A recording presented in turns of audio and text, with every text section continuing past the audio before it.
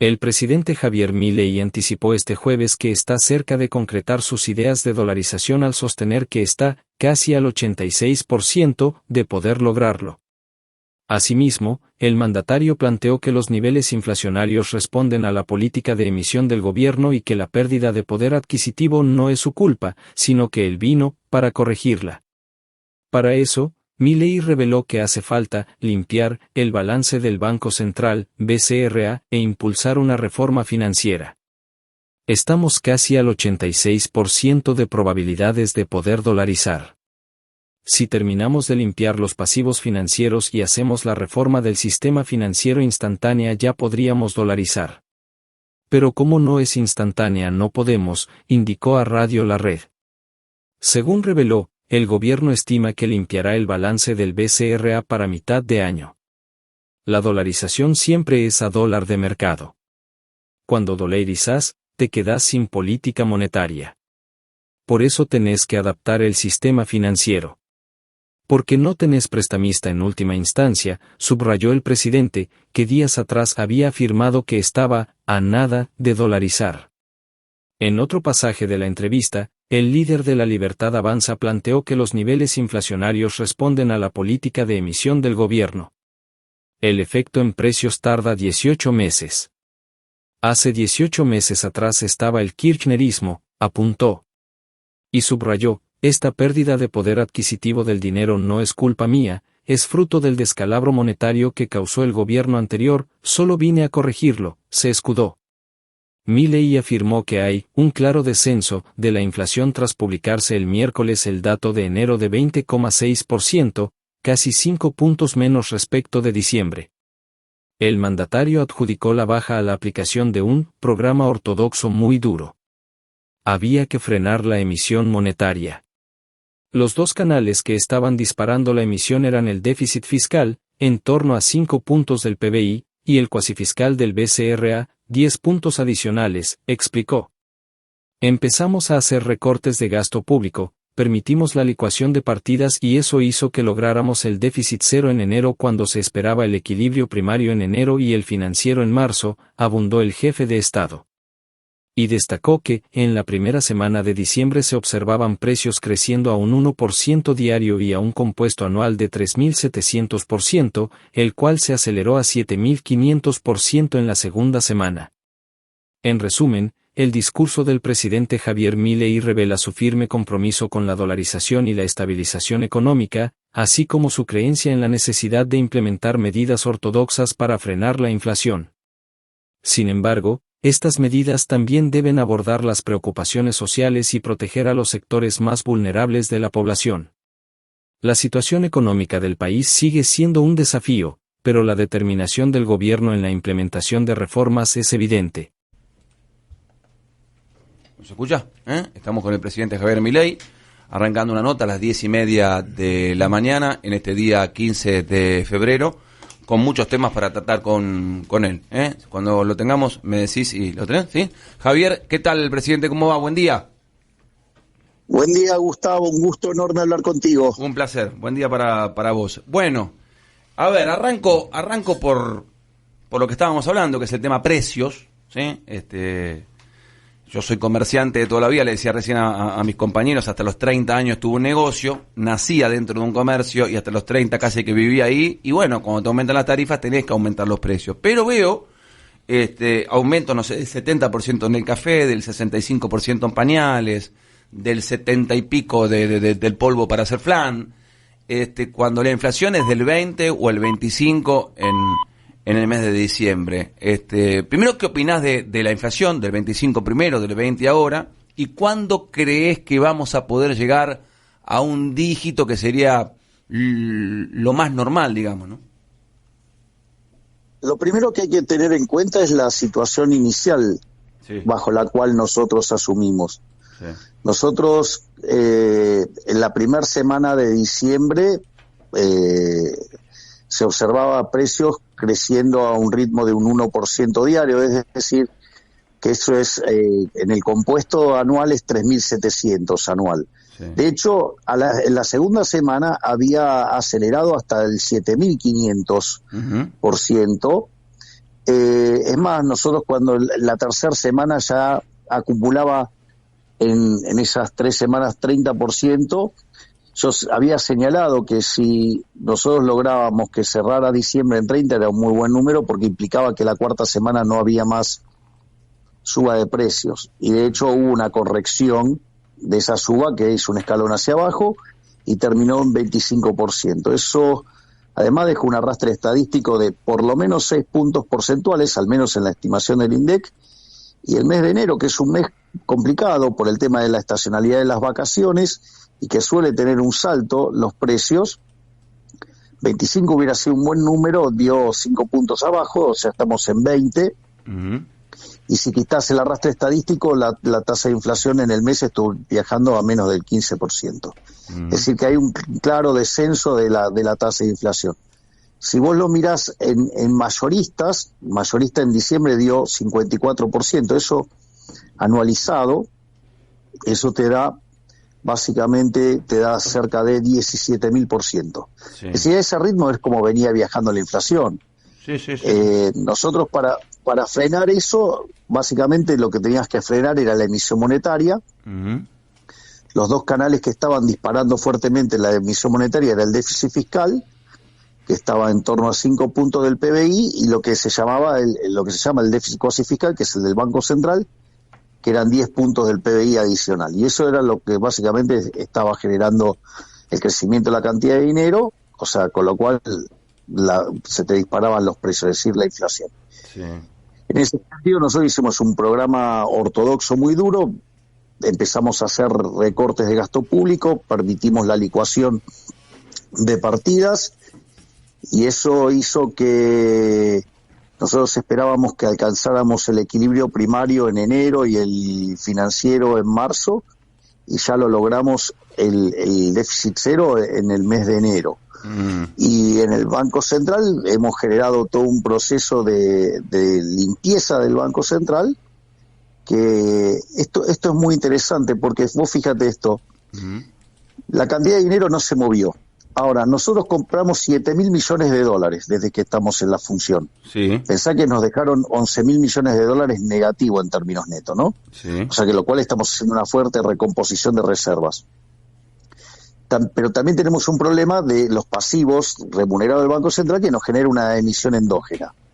A pesar de tener esos dos factores de expansión de la cantidad de dinero, hemos contraído por fisco y por el BOPREAL, hace que la cantidad de dinero no se mueva. Entonces, vos hoy tenés clavada la base monetaria en 8.000 millones de dólares y tenemos que acumulamos 7.000 millones de dólares de reserva. Quiere decir que al tipo de cambio de mercado estamos un 87,5% de poder dolarizar, para que te des una idea. Es decir, si nosotros termináramos de limpiar los pasivos financieros del Banco Central y hiciéramos la reforma del sistema financiero fuera instantánea, vos ya podrías dolarizar. Como esos procesos de reforma del sistema financiero no es instantáneo, bueno, entonces va a demandar más tiempo. Y una de las cosas que estuvo pasando, fíjate que en algún momento tuvo un salto el dólar y sin embargo ahora de vuelta volvió a niveles de 1.100. Sí. Bueno, y es más, hoy te están faltando pesos. Hoy entonces esto quiere decir que no solo que se te desinfla el tipo de cambio, sino que además tarde o temprano vas a ver que empezamos a derrotar la inflación. Y de hecho está pasando, porque la tasa de inflación está cada vez más baja. Por ejemplo, hoy vos vas a tener en los precios mayoristas. Sí. ¿Me comprendés? Sí. Y vendés del 54% que tuviste, si te vas a un nivel del 20%, significa que recortaste la tasa de inflación en 2/3. O sea, con lo cual el laburo que se está haciendo es furioso, y nosotros no vamos a cambiar esta metodología, ¿no? Sí. Es decir, no se negocia el déficit cero, no se negocia el saneamiento del Banco Central, y a la postre, cuando terminamos de limpiar el Banco Central, vamos a liberar el mercado de cambios. Que dicho sea de paso, todos los días hacemos nuevas liberaciones, ¿no? O sea, todos los días se levanta alguna nueva restricción, y a pesar de eso, el Banco Central sigue comprando dólares.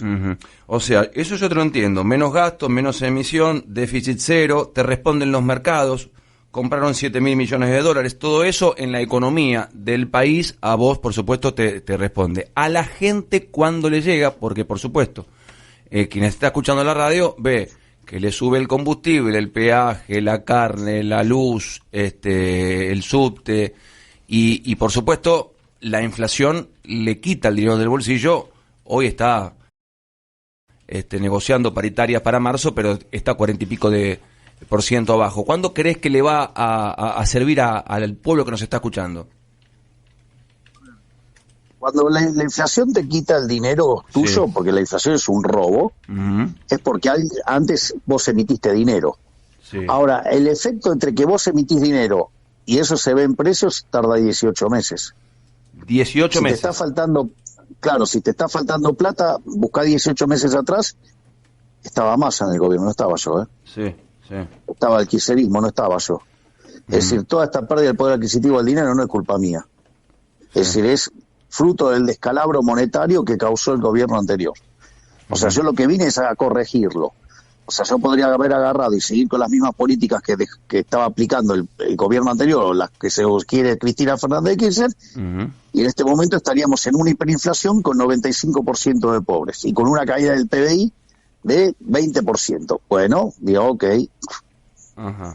O sea, ese era el escenario alternativo. Sí, bueno, había un dólar de mentira. Sí. Ok, porque dice, no, vos devaluaste. No devalué. Es decir, el dólar fue al valor de mercado. Claro. En un momento de la respuesta anterior me dijiste, estamos en un 87.5 de chance de dolarizar. ¿Dolarizar cuándo? Porque en un momento era un tema tuyo de campaña que la gente le gustó y te votó. Me acuerdo que una vez nos dijiste acá que el que ganaba $1.000.000 iba a ganar $1.000, más o menos por ahí. ¿Dolarizar en qué momento? ¿Y más o menos ahí es esa cifra? A ver, el tema es el siguiente. Siempre es al dólar de mercado la dolarización. Sí. O sea, entonces, digamos, una vez que vos limpiaste todo el balance del Banco Central y liberaste el mercado, ahí te va a dar cuál es el precio.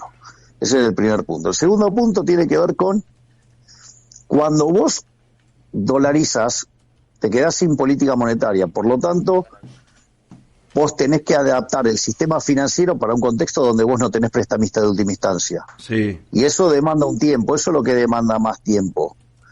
Entonces, si nosotros terminamos de limpiar el balance del Banco Central, después arrancamos con la reforma financiera y ese proceso termina con la dolarización.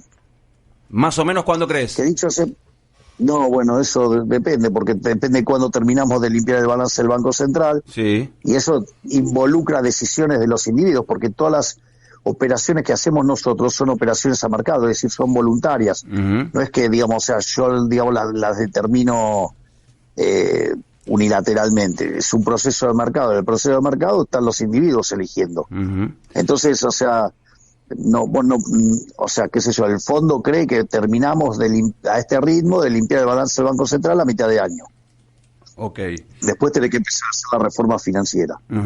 Te pregunto por algo que está en estos momentos como tema central en los canales de noticias, que es la firma de 10 legisladores radicales que te denuncian penalmente porque los trataste de coimeros.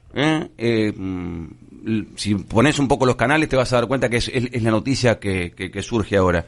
¿Qué tenés para contestarles? Bueno, digamos, ellos sabrán por qué se sienten aludidos, qué sé yo. Presidente, buen día, soy Mariana Contartesi, ¿cómo le va? ¿Qué tal, Mariana? En algún punto, ayer en la carta de Cristina Kirchner extensa, y sé que ha respondido algunas cosas al respecto, hay un punto que me llamó la atención y que me gustaría tener su opinión. Ella en el punto 3 de las conclusiones habla de la legitimidad de origen que da el voto popular, que no debe hacerle perder de vista al actual mandatario la legitimidad del ejercicio en la gestión de gobierno. Y habla de que los gobiernos que ingresaron en distintas etapas, que se insuflaron de aires fundacionales, no pudieron terminar sus mandatos, cuando no lograron darle a la sociedad la calidad de vida que los argentinos demandan. Como una especie de paralelismo, mirando un poco a la historia, a el gobierno de la Alianza del 2001. ¿Qué le responde? Mire, a mí me votaron para bajar la inflación, para que la economía vuelva a crecer y para que terminemos con la inseguridad. Y en eso nosotros estamos trabajando de modo implacable. Después, digamos, yo estoy haciendo lo que el manual dice que funciona. O sea, a diferencia de la señora Cristina Fernández de Kirchner, que usa un manual que no funciona, donde, por ejemplo, niega la naturaleza monetaria de la inflación y no se da cuenta que desde que salimos de la convertibilidad, en el primer tramo del kirchnerismo la inflación fue 9% promedio, en el segundo fue 20%, después fue 30%, con Macri 40%. En el caso de Alberto, que generó 4 años 1000% de inflación, 250%. ¿No estamos viendo, digamos, la tendencia que está teniendo la inflación? Bueno, es decir, que sigan negando la naturaleza monetaria de la inflación. Bueno, yo estoy haciendo lo que dice el manual. O sea, la única forma de cortar con la inflación es cortar la emisión monetaria. Bueno, nosotros lo estamos haciendo. Después, o sea, digo, después la vida pasan un montón de cosas y los resultados a veces llegan más tarde o más temprano. O sea, pero nosotros estamos haciendo lo que hay que hacer. Es la primera vez en la historia argentina que se hace lo que hay que hacer. ¿Cuán cerca se está de un acuerdo o está cerca de un acuerdo con el PRO, si es solo en el ámbito parlamentario o también puede ser en el ámbito del Ejecutivo? No le digo un cogobierno, pero digo, ¿cuánto hay de un acuerdo político? Eso, el cogobierno es una tontería inventada por periodistas operadores que responden a intereses de algún político que les pone caja. Punto. Ahora, digamos, o sea, ahora vamos a hablar en serio. Hablar en serio es, la realidad es que desde que yo entré en la política, y casi que lo decía desde antes también, siempre dije que la política le debía a la sociedad argentina un ordenamiento en términos ideológicos, donde los que defienden las libertades individuales están de un lado y los colectivistas del otro. Es decir, los colectivistas, los que les gusta el Estado presente, bueno, los que les gustan los consensos del choreo, del otro lado. ¿Listo? Bien, en ese contexto, yo creo que lo que pasó con la ley base fue fenomenal. Terminó ordenando el espectro político. ¿Quiénes están del lado de la ciudad de la libertad? ¿Quiénes están del lado de los que quieren vivir del Estado a expensas de los argentinos de bien? Bueno, en ese contexto, en la Cámara de Diputados, el bloque del PRO, digamos, trabajó de una manera muy coincidente con nuestro bloque, por lo tanto casi en orden espontáneo se acomodaron las fichas. Bueno, yo creo que eso hace que haya una posición de que con el paso del tiempo los dos espacios vayan a una convergencia. Pero tengo que entender en sus palabras que presentó la ley bases para que se cayera en el Congreso. O sea, nunca hubo una intención de que fuera aprobada. No, la ley base, digamos, tenía dos cosas. Por un lado, servía para hacer reformas estructurales para que cuando una vez se agoten los efectos del rebote económico y la expansión y el crecimiento vinculado a una economía que tiene baja capitalización, Argentina pudiera crecer fuertemente. Es decir, el objetivo de la ley base era de largo plazo, donde básicamente implicaba, junto al decreto de necesidad de urgencia, que Argentina escalara en términos de libertad económica 90 puestos. Es decir, que Argentina pasara a tener unos niveles de libertad económica en torno a los que tiene Francia o Alemania. En ese contexto, Argentina en 20 años se parecería a Alemania o a Francia. ¿Sí? Sí. Bueno, digamos, muchos diputados prefirieron ponderar sus negocios personales por sobre los intereses de los argentinos y empezaron a usar la ley. Frente a esa situación, yo prefiero que no haya ley a que haya una mala ley. Entonces, en ese contexto, yo pedí que levanten la ley y todos los que votaron en contra quedaron en evidencia, porque muchos de ellos, digamos, que se mostraban como partidarios del cambio. Sucede que, en realidad, hablan del cambio, pero lo más importante es que la de ellos no se toque, ¿no? O sea, que se mantengan sus privilegios de casta. O sea, no lo considerás una derrota. Yo te escuché el sábado de la mañana, cuando estabas allá. No, todo lo contrario. Todo lo contrario. Todo lo contrario. Lo considero un triunfo rotundo. Los dejé en evidencia. Si yo te hubiera dicho que a 2 meses de asumir hubiera encontrado la forma de hacer de generar el ordenamiento ideológico en la Argentina, vos que me hubiera dicho, ¿dónde firmo? Bueno, nosotros lo logramos con esto, digamos, donde mucha gente dejó los dedos sucios. Ajá. Sí, nosotros decíamos, ¿qué dirá el presidente después de lo que ha pasado en el Congreso, después de tanta lucha, tanta pelea, tanto debate, y lo consideraste todo lo contrario? Pensábamos que era derrota, pero para vos fue una victoria. ¿Cómo están las relaciones con los gobernadores? Sobre todo, es que es el auténtico, no lo ven. Siguen pensando con la lógica primate del círculo rojo de que piensan todas las movidas de un solo tiro.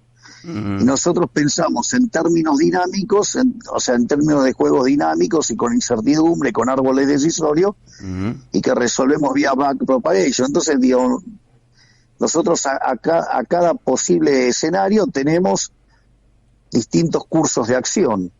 Sí. Y así es como trabajamos nosotros. Entonces, digo, ¿quiénes son los que están ahora pidiendo la toalla? ¿Nosotros o los gobernadores? ¿Cómo está la relación con los gobernadores? Sobre todo con estas provincias tan importantes, ¿no? Yarlora, Cornejo, Puyaro, hablar de Mendoza, de Santa Fe, de Córdoba. ¿Cómo está la relación con ellos y con las provincias? La relación que tiene que haber entre nación y provincias. Bien, porque hay cierta distancia. Ayer, por ejemplo, volvió a hablar Kicillof, que se entiende que él por ahí es la cabeza ya de la oposición, pero con Puyaro, con Cornejo, había una relación más cercana antes. No. Es igual que ahora. Okay. La diferencia es que digamos, o sea, la política de déficit cero es política de déficit cero, hay que ajustar, y el ajuste, digamos, o sea, mientras que las provincias tienen que hacer un ajuste de un punto del PBI todas juntas, yo estoy haciendo un ajuste de 15. Porque tengo que resolver los 5 puntos de déficit que me dijeron el Tesoro y los 10 que me dijeron en el Banco Central. El gobernador de Córdoba hace un ratito hizo declaraciones, Martín Yarlora, y dijo: espero que Milei me pida disculpas por haberlo tratado usted de traidor. Yo no tengo que pedirle disculpas por nada. Si él se autoadjudica la frase, es un problema de él, digamos. Yo no estoy acá en política para resolver problemas psicológicos. Eso sí, que vayan y lo resuelvan el psicólogo.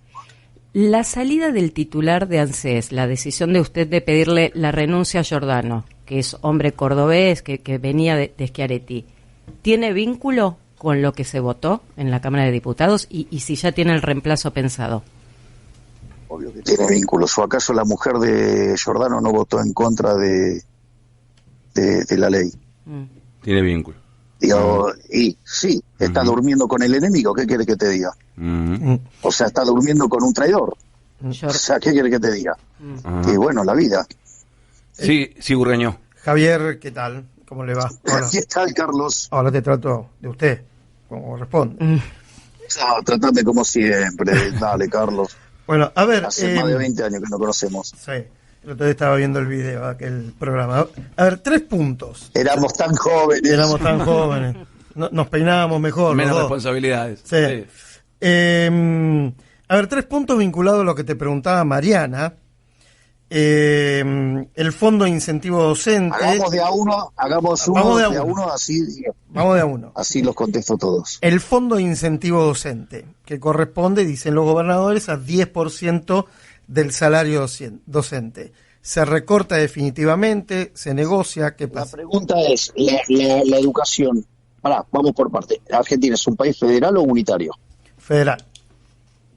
Ok, la responsabilidad de la educación, ¿es de nación o de las provincias? Desde Caballo, de los gobernadores. Listo, está claro, no corresponde, la tiene que pagar de la propia. Listo, o sigamos. sea, no hay más fondo de incentivo docente, no hay más oblea. Tienen que pagarla de la propia. El transporte. Que dejen de hacer recitales a beneficio y y que básicamente, ¿cómo es? Le pagan a los docentes. Paguen a los docentes. Pero ahí el En lugar de estar contratando artistas, en lugar de estar contratando artistas para hacer publicidad política y atacar a espacios de distintas ideas, bueno, digamos que se dedican a hacer política seria, o sea, a poner la plata donde la gente la quiere. Hablas del Cosquín Rock, por ejemplo. Sí, bueno, está lleno de artistas que cobran del Estado en distintas provincias, así que eso es un caso más dentro de los cosas, es una irregularidad. El transporte, dale. los fondos del transporte. De vuelta, sí. ¿De quién depende? A ver, el mejor ejemplo fue el de Córdoba. Sí, es decir, el gobernador de Córdoba se quejaba, digamos, de que caían 20.000 millones de pesos del subsidio de transporte y que por culpa mía tenía que subir los precios. Mentira. Podría bajar el gasto, por ejemplo, él gasta 26.000 millones de pesos en pauta oficial para que los periodistas hablen bien de él. Bueno, entonces que deje usar la pauta oficial como mecanismo de autobombo y le transfiera esa plata a los cordobeses. Listo. Otro capítulo. El punto que sigue. Obra pública. Kicillof reclamó por 2.000 obras, creo. Si no es 2.000, es por ahí. Me imagino que el resto de los gobernadores también. Fondos de obras públicas que en teoría estaban financiadas por el gobierno nacional hasta noviembre. ¿Qué pasa con ese capítulo? No más obra pública. O sea, se cortó totalmente la obra pública. Es un mecanismo de robo furioso. ¿Hasta cuándo? Habías hablado de la chilena en campaña. Eso es el régimen de iniciativa privada. Si tienen una iniciativa privada, que la hagan. Es un problema de ellos. Pero no del gobierno. Pero en el gasoducto, no. El gasoducto del no. Perdón, te pregunte por esta puntual, ¿no? Porque me parece importante de continuar. El gasoducto del norte. O sea, el gasoducto para la reversión. Lo podría hacer también el sector privado. De hecho, digamos, le hicieron mucha pompa al Néstor Kirchner y al lado, digamos, tener uno hecho por el sector privado. O sea, lo podría hacer el sector privado, la empresa que le está haciendo. Obvio, claro. A ver, si se cumple, esto es una reflexión, quería ver si lo confirmás. Si se cumplen estos 3 capítulos, fondo de incentivo docente, transporte, obra pública, y lograste un equilibrio fiscal en enero, febrero, marzo, abril, sería parecido. De vuelta, cautela con los números, porque es cierto que además lo logramos pagando 1.500 millones de dólares de deuda. Sí. De intereses, ¿no? Sí. De vuelta, cautela. Yo necesito tener certeza de que los números fiscales permanentemente van a estar en déficit cero. Y entonces a partir de ahí empezamos a discutir otras cosas. Por ejemplo, la reforma tributaria para bajar impuestos y devolverle la plata a los argentinos de bien. O sea, perdón, sobre ese punto, el paquete fiscal que venía después de la ley bases, ¿quedó también archivado, congelado o puede tener otra vida? No, a ver, el punto es el siguiente. Cuando nosotros, a ver, hay 2 dimensiones del problema. Hay una dimensión que tiene que ver con el DNU y con la ley bases que hacen al crecimiento a largo plazo, que es esto que yo expliqué de la libertad económica, ¿me entendés? Donde vos podés duplicar el PBI per cápita en 7 años y si seguimos con la lógica actual, digamos, tardaríamos, no sé, 25 años. ¿Sí? Lo cual no es trivial en términos de pobres, indigentes, bienestar para los argentinos. Pero bueno, los políticos prefieren sostener sus privilegios. Bueno, sostienen sus privilegios. Dicho esto, nosotros, una de las cosas que hicimos dentro de la ley base, pusimos un paquete fiscal. ¿Para qué pusimos un paquete fiscal? Para facilitarle a los gobernadores arreglar el problema del punto de déficit que tienen. Entonces nosotros hicimos una propuesta honesta y sincera que trataba además de arreglar el problema de los gobernadores, que fue aquella reunión que yo tuve con todos los gobernadores. Los gobernadores, en lugar de hacer la lectura correcta de eso, hicieron una lectura de que eso se trataba de un síntoma de debilidad. A partir de eso, empiezan a rapiñar recursos para, en lugar de llevarse 1 punto del PBI, llevarse 2 puntos del PBI, y entonces mientras que declamaban el déficit cero, lo hacían gastando más.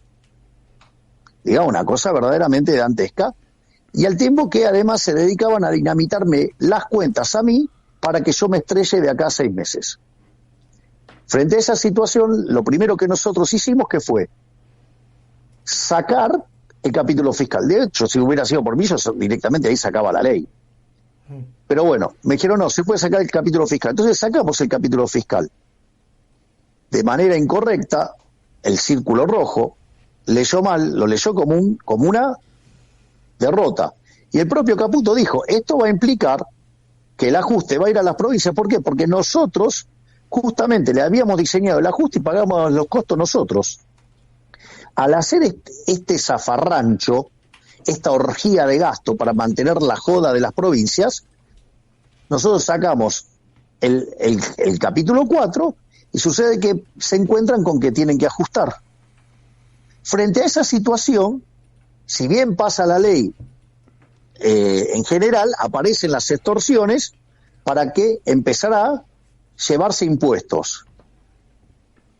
Entonces, como nosotros no negociamos el déficit cero, empezaron a desvirtuar y a desguazar la ley, y además, como si todo eso fuera poco, fue hermoso cuando llegaron las cajas de la política y quedaron todos con los dedos sucios. Fenomenal, el mejor de los mundos. Con eso agarré, saqué la ley y listo. Y lo dejé a todos expuesto. Presidente, las últimas, sí, de mi parte. ¿Qué va a hacer con los jubilados? Porque fueron los que más perdieron en todo este proceso con el actual haber jubilatorio. Están muy a la expectativa los jubilados y todavía no está claro. A ver, la fórmula desarrollé yo o el kirchnerismo. Sí, es una ley que aprobó el kirchnerismo y la hizo el kirchnerismo. Bueno, ok, con lo cual le causaron un daño enorme a los jubilados, o sea, no es algo que lo cause yo. ¿Cómo lo modificamos? Claro, ¿cómo se enmienda? Bueno, esto es lo que, digamos, hemos tratado de explicar también. Si nosotros dejamos que la fórmula corra, los jubilados iban a estar perdiendo 2 puntos del PBI. ¿Sí? Sí. Con la fórmula que nosotros estamos proponiendo, los jubilados recuperan 1,5 puntos del PBI. Porque como estas fórmulas tienen rezagos, entonces, digamos, el problema es que, digamos, cuando tuviste la aceleración perdiste. Como esa aceleración ya perdió, digamos, ya pasó, entonces después vendría la recuperación. Pero como están empecinados en hacer cualquier desastre, eso está empantanado porque básicamente los políticos siguen haciendo demagogia, pero nosotros justamente teníamos planteado recomponerle. Nosotros diseñamos el ajuste, y dentro de ese ajuste no solo que estaba la recomposición de 1,5 puntos del PBI para los jubilados, sino que hay una duplicación de la asignación universal por hijo y una duplicación de la tarjeta alimentar, al mismo tiempo que eliminamos los intermediarios. Pero, presidente, es decir, que no es que nosotros no hemos trabajado la parte social. Justamente una de las cosas que nos ponderó el Fondo Monetario Internacional fue cómo nos hemos ocupado de la cuestión social, y es más, y esto yo hasta lo he hablado con el propio Papa Francisco cuando me preguntó, y le di obviamente le di detalle por detalle para que él tuviera plena certeza de que nosotros no estábamos abandonando a los más vulnerables. Es más, vamos a incorporar también un mecanismo de asistencia para la clase media para que los chicos no pierdan el colegio, porque la situación en la cual se te caen los ingresos y tenés que cambiar al chico de colegio, eso no solo que es traumatizante para los padres, sino que también es traumatizante para los chicos. ¿Y cómo es Entonces asistencia? Estamos desarrollando que tengas el financiamiento para que vos puedas seguir mandando a tu colegio, al colegio al chico. ¿Cuándo tiene previsto anunciarlo? La contención. En estos días está trabajando la licenciada Petovelo con Luis Caputo para hacer esto. Es más, va a haber también vouchers para poder comprar útiles, para poder darle contención también a la clase media. Pero es ahora, porque comienzan las clases en marzo, ya debería ser, ¿no? Sí, estamos en eso, estamos muy cerca con eso. Lo que pasa es que estuvimos haciendo un trabajo muy fuerte con el tema de los comedores también, porque una de las cosas que pasaban, venían los gerentes de la pobreza, sí, nos pedían bolsos de comida, ¿sí? Sí. Primero que no nos daban la contraparte nos decían un número y no nos decían quiénes estaban atrás de ese número. Vos lo tenés que tener registrado eso. sí. Y no solo eso, sino que además, que era más grave, cuando te cotizaban el bolso de comida, era por calidad premium, por decir algo, y cuando vos, por ejemplo, agarrabas los fideos que venían, que supuestamente era calidad premium, y los ponías en la igual, se te rompían. Le daban cualquier No sé cosa. si soy claro. O sea, Sí, le daban cualquier bien, cosa. exacto. Y además, en otros casos, además, vendían esos bolsos de comida. O sea, digamos, una cosa verdaderamente... Por eso también se generó esa situación de tensión en el Ministerio de Capital Humano, cuando la ministra de Capital Humano salió y los enfrentó. Dijo, la gente tiene problemas para comer, que vengan y yo me ocupo de darle la asistencia. No vino ninguno. Y después le quisieron montar una marcha. Acá lo que está pasando es que nosotros estamos eliminando los intermediarios. Eso no es gratis. O sea, esos gerentes de la pobreza hacían negocios por todos lados. ¿A usted no le parece que es una crueldad y algo vil Sí, es así, claro. usar a los pobres para hacer negocios personales ilícitos? Total. Ahora, perdón, una cosita, presidente, que me quedó del tema jubilados. Usted entenderá que es todo un sector que quiere alguna respuesta concreta. Usted dijo que el tema estaba empantanado. ¿Va a dar algún tipo de bono? Igual nosotros, a ver, lo que quiero decir es lo siguiente. Si el Congreso no colabora en hacer una solución que tenga sentido y racionalidad económica, y se dedica a bloquear la que nosotros hicimos, que sí la tiene, bueno, nosotros lo que vamos a hacer es no los vamos a dejar de garpe, le vamos a seguir dando asistencia, obvio. O sea, le hace bonos o un extra a lo que vienen cobrando. Alguna manera, digamos, de tratar de compensarlo. De hecho, nosotros, frente a la pérdida de 2 puntos que significa la vieja fórmula, la fórmula que está actual, quiero decir, Sí. nosotros, digamos, por los rezagos que esto tiene, la compensación que nosotros le damos es 1,5 puntos del PBI. O sea, nosotros estamos poniendo 1,5 puntos del PBI adicional en los jubilados. Javier, las dos últimas por mi lado. Algo que quedó un poquito atrás, pero que fue Siempre muy importante. una, por favor. Sí. No, pero La es primera, a ver, de las dos, esta es la primera. Esta es la primera. A ver. No, porque yo quiero, digamos, o sea, lo que no quiero es que queden preguntas sin contestar. Entonces me parece valioso, y a veces por la dinámica, cuando metes muchas preguntas seguidas, puede ser que alguna, digamos, o sea, me olvide. Es verdad. En algún momento los gobernadores pidieron la coparticipación del impuesto país y el impuesto al cheque. ¿Hay alguna posibilidad que eso se dé? Ninguna. Pero sí, esto es ninguna. Y esto sí es una gran muestra de la hipocresía de los gobernadores. Los gobernadores lloran con el tema de las retenciones, diciendo, no, porque imagínate, yo tengo que volver a mi provincia y las retenciones, que esto, que el otro. ¿Y cómo querés impuesto país, que es una distorsión parecida? ¿Cómo es esto? Es que no les importa. El problema es que les molesta las retenciones porque no son coparticipables. Si las retenciones fueran coparticipables no les molestaría nada. Son unos hipócritas. Lo único que les importa es la caja. Bueno, y la última. Entonces, mientras que sigan mintiéndole a la gente, yo los voy a seguir deschavando. La última. Hablaste con una de las personas más importantes del mundo en el mercado financiero, por ahí la gente no tiene por qué conocerlo, Larry Fink, esto creo que fue el 1 de febrero. Sí. ¿De qué hablaron? Sí, así es. ¿Y por qué es importante para la Argentina? Bueno, primero porque BlackRock es el fondo más importante del mundo. Segundo, porque para la parte de infraestructura en Argentina, en realidad para América Latina, tiene disponibles 150.000 millones de dólares. Que caigan 1.000 acá. Bueno, lo que digo es, entonces entonces básicamente estuvimos hablando de las posibilidades que había en Argentina en función del tipo de fondos que ellos tienen y los distintos tipos de asociaciones que habría entre privados como para poder avanzar en los regímenes de iniciativa privada.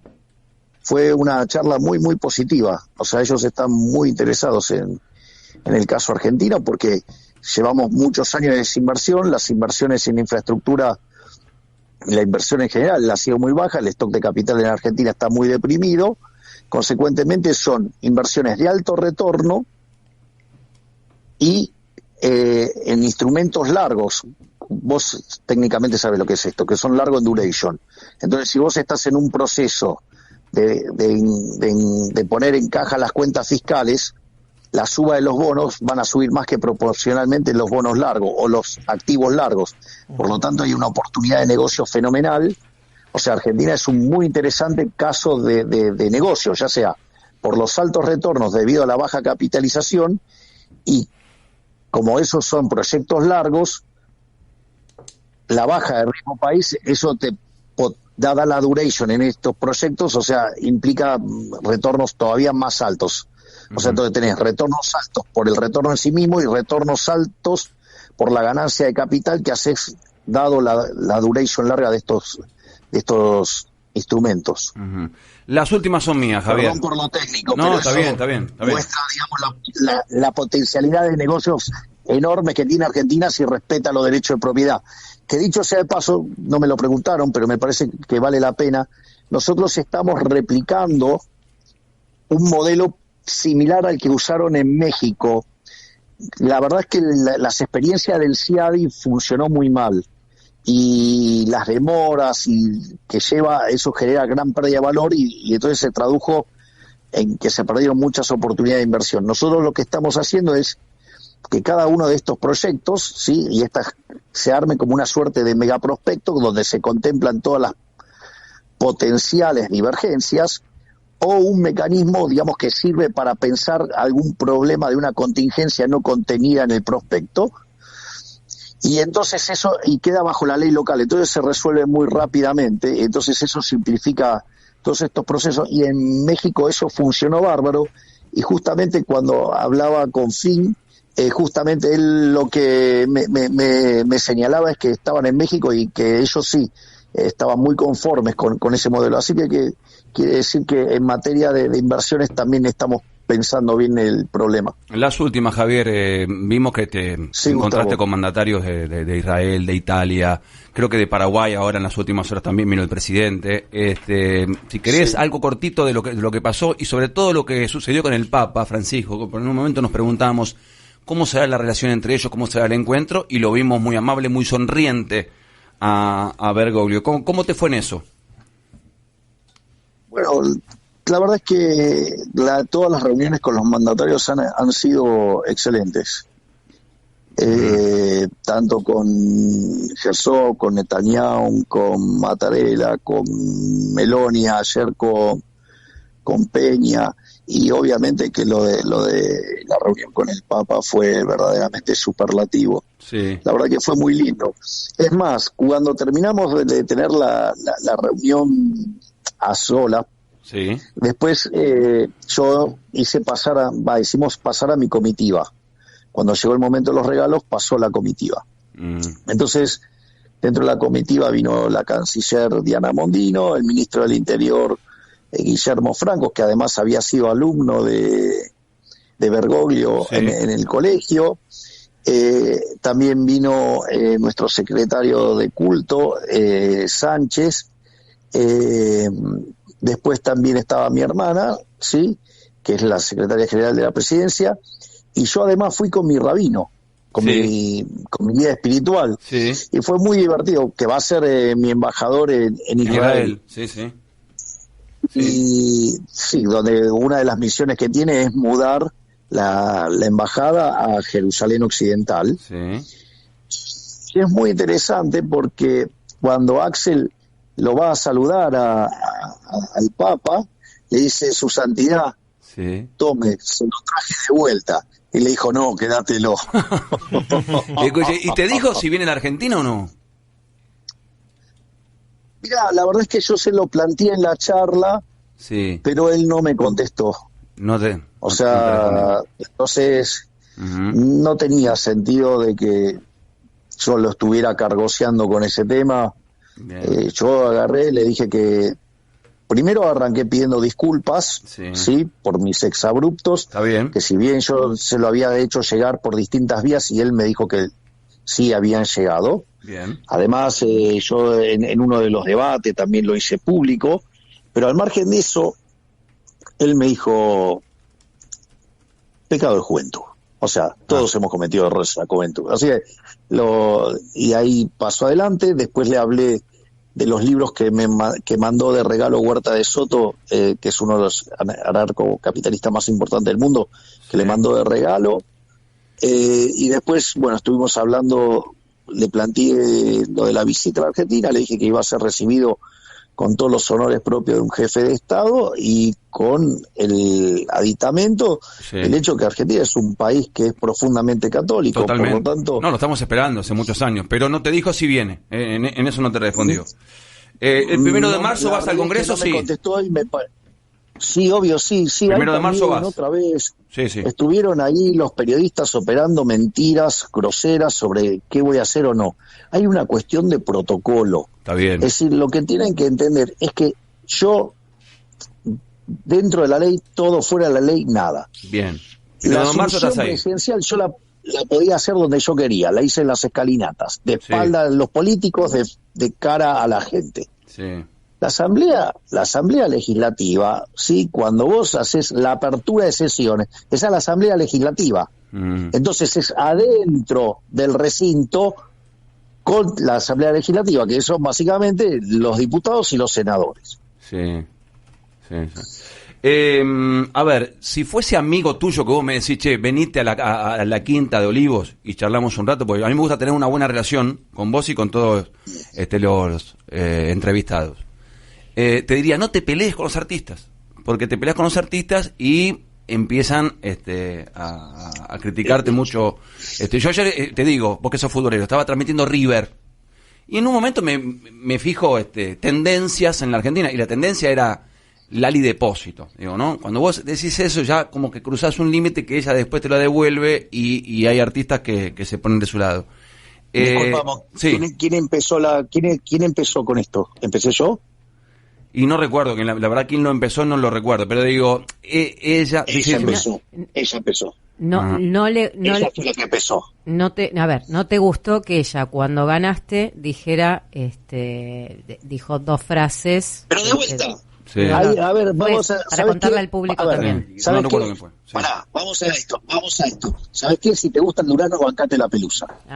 ¿Querés hacerte el guapo? ¿Sí? Ok, bancate que yo te responda. Ok, digamos, no se puede contestar.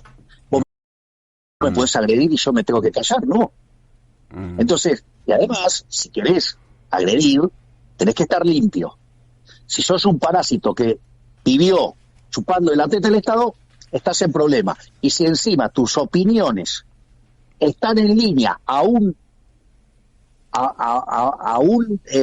espacio político que te pagó las presentaciones, vos sos un mecanismo de propaganda, no sos un artista. Pero ella es una figura internacional. Entonces, Javier también, ¿eh? Es una figura, vos vas a España bueno, está bien, fantástico, digamos. Pero ¿sabes qué? Digamos, o sea, acá, digamos, hace mucha plata con el IVA que le sacás de los impuestos y le quitas la comida a los desnutridos de Chaco. Pero eso no es más culpa de los gobernadores. Acá, digamos, bueno, pero digamos, o sea, bueno, ella también podría no aceptarlo porque le podría parecer inmoral. Pero parece que si va al bolsillo de ella la plata, que se la robe a la gente para quitársela del plato de comida a la gente, no le parece mal. Porque a mí me preocupa que vos te pelees con los gobernadores, con los artistas, que te pelees con los sindicatos, porque es más difícil gobernar. Yo me voy a pelear contra la inmoralidad. Bueno. Y robarle el plato de comida a la gente para estar haciendo propaganda política, eso es una doble estafa. Bueno. Javier. Porque está mal hacer propaganda política, sí, y peor aún si lo haces a costa del hambre de la gente. 50% de pobres, 10% de indigentes, 2/3 de los chicos pobres. Vamos, digamos, ¿cuáles son las prioridades? ¿Darle de comer a la gente o llenarle el bolsillo a Lali Espósito para que Lali Depósito, digamos, me critique en un festival? Por último, entonces, Javier. Si a vos te gusta, Sí. si a vos te gusta el durazno, bancate la pelusa. Por ejemplo, periodistas que han mentido sobre mí, ¿qué hice? Voy y los expongo. ¿O acaso, digamos, porque sos periodista puedes mentir, calumniar, injuriar, basuriar, decir cualquier cosa a una persona y la persona no puede contestar porque tiene un determinado cargo? Bueno, es una locura. Pero esto vale para todos. Entonces, vos, qué sé yo, ¿querés jugar conmigo? Bueno, bancate que yo te voy a contestar. O sea, yo no me voy a quedar callado. No, se nota. Y si le duele que le digan Lali depósito, bueno, lo siento, le quedó Lali depósito. ¿Por qué? Porque vive de los pagadores de impuestos, a costa de el hambre de los chicos. Porque vos sos el presidente, hoy sos la persona más importante de la Argentina, digamos, responderle... No importa las discusiones morales, porque en el fondo es una discusión moral sobre lo que hace el Estado. Es decir, es una inmoralidad. Es lo mismo que cuando yo digo, Yarlora se queja de que le saco los subsidios al transporte, pero él le pone 28.000 millones de mangos a los periodistas corruptos para que hablen bien de él. O sea, en pauta publicitaria. Bueno, digamos, o sea, es una discusión de prioridades. Esto es lo mismo. Esto es lo mismo, o sea, es una discusión, digamos, o sea, ¿por qué se desata todo esto? Y porque no hay plata. Entonces, cuando vos no hay plata, tenés que cortar. Entonces, tenés que elegir, tenés que priorizar. Para mí es más importante, no sé para ustedes, pero para mí es más importante darle de comer a los pibes que, digamos, estar financiando propaganda política enmascarada de un recital. La última es un mensaje para la gente que nos está escuchando, que por ahí está apretada de bolsillo porque tiene menos ingresos y más gastos. ¿Qué le podemos decir, Javier? Que vos no podés estar viviendo eternamente por encima de tus posibilidades. Y cuando lo hiciste durante mucho tiempo, eso tiene un costo. Bueno, nosotros lo que estamos haciendo es sincerar la situación. Es decir, esta es la primera vez que el ajuste recae mayoritariamente sobre la política. ¿Sí? Y es la primera vez en los últimos 100 años que Argentina está haciendo lo que verdaderamente ha sido exitoso en el mundo. Por lo tanto, esta vez el esfuerzo tiene sentido porque hay luz al final del camino. Si nos mantenemos en este sentido, no solo vamos a derrotar la inflación, vas a volver a crecer y vamos a terminar con la inseguridad. ¿Por qué? Porque estamos haciendo lo que el manual marca. Y entonces, tarde o temprano salimos, tarde o temprano vamos a volver a crecer, tarde o temprano vamos a doblegar la inflación, tarde o temprano vamos a volver a ser un país próspero. Ojalá llegue ese momento. Javier, gracias por atendernos, te mandamos un abrazo. Placer enorme, hasta luego. Hasta luego. Javier Milei, el presidente de la Argentina, charlando con nosotros. Hacemos un nosotros.